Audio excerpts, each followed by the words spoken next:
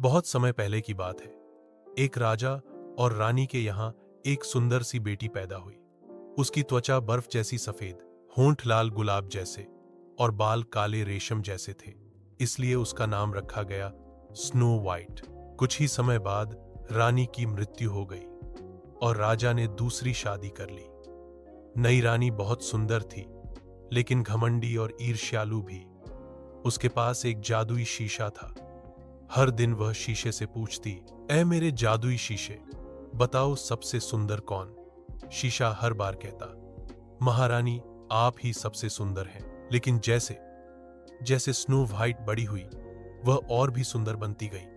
एक दिन शीशे ने जवाब दिया, हे महारानी, अब सबसे सुंदर स्नो वाइट है। यह सुनकर रानी क्रोध से जल उठी। उसने एक शिकारी को बुलाकर कहा, स्नो वाइट को जंगल ले जाओ और उसे मार दो। लेकिन शिकारी को दया आ गई। उसने स्नो वाइट को छोड़ दिया और वह जंगल में भाग गई। जंगल में उसे एक छोटी सी झोपड़ी मिली। वह अंदर गई तो देखा वहां 7 छोटे बिस्तर, 7 कुर्सियां और 7 प्याले थे। ये घर था 7 बौनो ड्वार्फ्स का। जब बौने लौटे, उन्होंने देखा कि कोई उनके घर में है। स्नो वाइट ने सब कुछ बताया।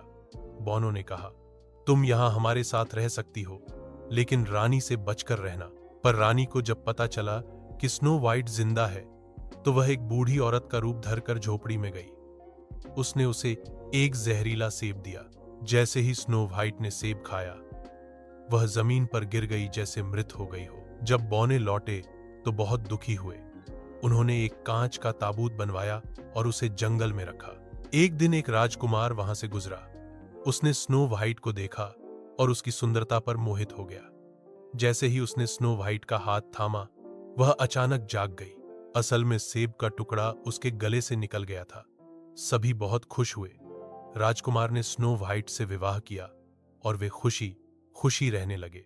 मॉरल ऑफ द स्टोरी, ईर्ष्या और घमंड बुराई की जड़ है, लेकिन सच्चाई और भलाई की हमेशा जीत होती है।